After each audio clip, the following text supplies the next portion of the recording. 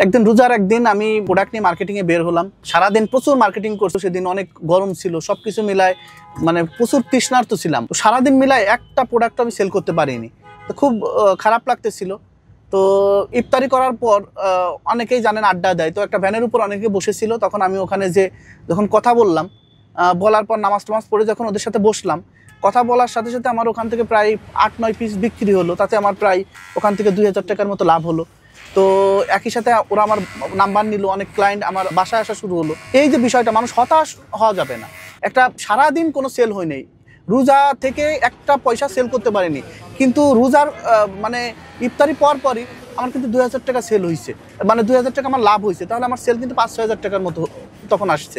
এই যে বিষয়টা, মানে হতাশ না হয়, আল্লাহর উপর বিশ্বাস রাখলে, নিজের উপর কনফিডেন্স রাখলে, ধৈর্য ধরলে অবশ্যই একটা সময় আসবে, কিন্তু সেই পর্যন্ত আপনার টিকে থাকতে হবে। একটা সময় এই যে মিরপুর 10, এই যে 2 নাম্বার 10 নাম্বার, এই যে রাস্তার পাশে, এইখানে কিন্তু এক সময় প্রোডাক্ট দিতাম আমি। মানে এইখানে প্রোডাক্টগুলা এরাই সেল করতো। আমি এক সময় এখানে মিনিমাম 20টা দোকানে আমি প্রোডাক্ট দিতাম। মাঝে মাঝে এখানে আসি, মাঝে মাঝে আমার সেই স্মৃতিচারণ করতে। তো এখানে যখন এসে আমি দেখতে পাই যে এখনো অনেকে করতেছে, আমি অনেককে সাজেশন দেই যে এইভাবে করলে আরো ভালো কিছু করতে পারবেন। তো আমার খুব মানে স্মৃতিকাতর হয়ে পড়ি, কারণ এই অঞ্চলটা একদম মানে এতটাই পরিচিত। কারণ একটা সময় প্রতিদিন সকাল দুপুর বিকাল নাই এই রোডটা দিয়েই আমি 3 থেকে 5 বার চলাফেরা করতাম। ওইখানে যখন ছিলাম আমি হাতে নিয়ে প্রোডাক্ট নিয়ে ঘুরতাম, আমি অনেক জায়গায় নিজে নিয়ে দেখাইতাম, নিজে মার্কেটিং করতাম।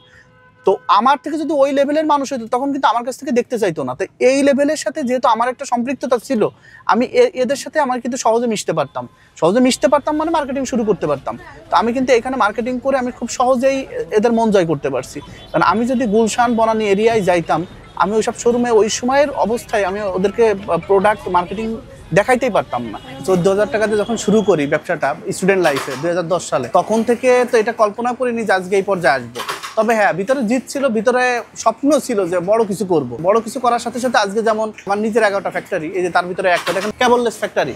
একই সাথে এই যে আমাদের ফ্যাক্টরিগুলো, এখানে কিন্তু প্রত্যেকটা ফ্যাক্টরিতে কয়েকশো মানে মানুষ জব করে, এবং এদের সাথে কয়েকশো মানুষের কিন্তু কর্মসংস্থান আছে। একটা ব্যবসা করলে কিন্তু আমার মাধ্যমে কিন্তু হাজার হাজার মানুষ কর্মসংস্থান হচ্ছে। আমি এক জায়গায় হয়তো চাকরি করতাম, কিন্তু আমি একা ব্যবসা করতে আসছি, এখানে আমার মাধ্যমে লক্ষ লক্ষ মানুষ চাকরি করতেছে।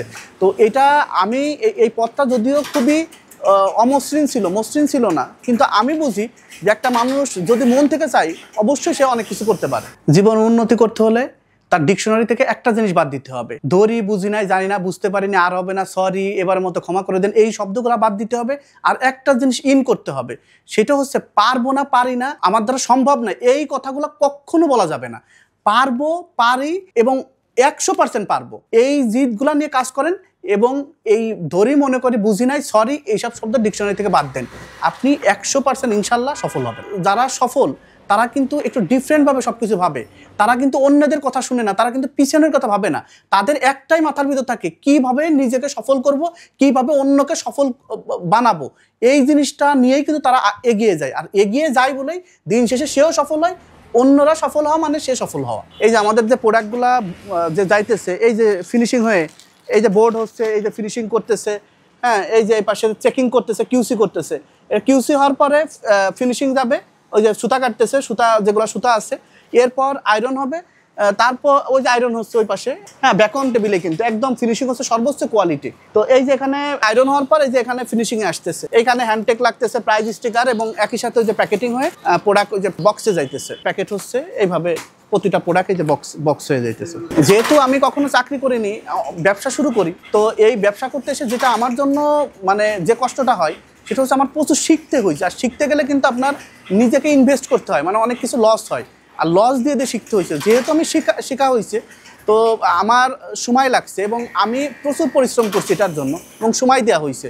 আমার জীবনে একদিনও চাকরি না করলে, ব্যবসার জগৎটা তো আসলে একটা ভিন্ন, কিন্তু আমাদের ব্যাকগ্রাউন্ড মানে আমাদের পরিবার কিন্তু সব ব্যবসায়ী। হ্যাঁ, বাবা যদি আর্মি ছিলেন, কিন্তু আমাদের দাদা বা বাবাও একসময় ব্যবসা করছে, আমাদের পরিবার ব্যবসায়ী। প্রত্যেকটা মানুষের একটা স্বপ্ন থাকে, ব্লু ড্রিমও কিন্তু একটা মানে নামটাও যেমন তার এর সাথে কাজের সাথে কিন্তু সম্পৃক্ততা অনেক বেশি, তেমনি আমি কিন্তু স্বপ্ন নিয়ে কাজ করি। প্রতিটা মানুষের একটা স্বপ্ন থাকে, তার একটা শোরুম হোক, তার সে ওই অঞ্চলে ভালো কিছু করুক, কিন্তু হয়তো সামর্থ্যের জন্য পারে না। আমাদের দেশের যে মার্কেটটা, এই মার্কেটটা কিন্তু অনেক বড়, প্রায় 7,000 কোটি টাকার একটা মার্কেট, কিন্তু আমাদের এখানে অবদান কি? আমরা তো সম্পূর্ণ এক্সপোর্ট করতেছি। সবাই দেশকে নিয়ে কিন্তু ওইভাবে ভালো কোনো কোম্পানি ভাবতেছে না, নিজে খুচরা সেল করতেছে। কিন্তু আমাদের দেশে যে হোলসেল মার্কেটটা আছে, এই মার্কেটে কিন্তু কোনো ভালো কোনো কোম্পানি নেই, কর্পোরেট কোম্পানি নেই, হয়তো দোকান আছে অনেক। তো আমার মনে হলো যে এক জায়গায় যদি আমি 48টা বা 50টা আইটেম করতে পারি, এবং ছেলেদের কিন্তু আমাদের এখানে প্রায় 48 থেকে 50টা আইটেম একই ছাতার নিচে। আমরা আসলে শুরুতে আমার বিজনেসটা একদমই জিরো থেকে শুরু হয়। আমি স্টুডেন্ট লাইফ থেকে 2010 সালে পড়াশোনার পাশাপাশি কিন্তু শুরু করি। এখন আমাদের সর্বশেষ 11টা আমাদের ফ্যাক্টরি আছে নিজেদের। সর্বশেষ একটা বিল্ডিং, আমি 8তলা বিল্ডিং, নিজস্ব বিল্ডিং উদ্বোধন হয়েছে, ওখানে 5টা ফ্যাক্টরি চালু হয়েছে। মানে এখানে যে 48টা আইটেম, তার জন্য আলাদা আলাদা ফ্লোর, আলাদা আলাদা স্টোর, আলাদা প্রতিটা স্টোরে আলাদা আলাদা প্রোডাক্ট। এই যে সবাই আলাদা আলাদা সার্ভিস দিচ্ছে, এর জন্য আলাদা সেলসম্যান আছে, আলাদা কল সেন্টার আছে, আলাদা ম্যানেজমেন্ট আছে, আলাদা মানে এই যে সব 22টা ডিপার্টমেন্ট, আলাদা আইটি আছে, আলাদা গ্রাফিক্স ডিজাইন আছে, আলাদা মিডিয়া টিম আছে। সকল ডিপার্টমেন্ট মিলাই কিন্তু কোম্পানিটা চলতেছে।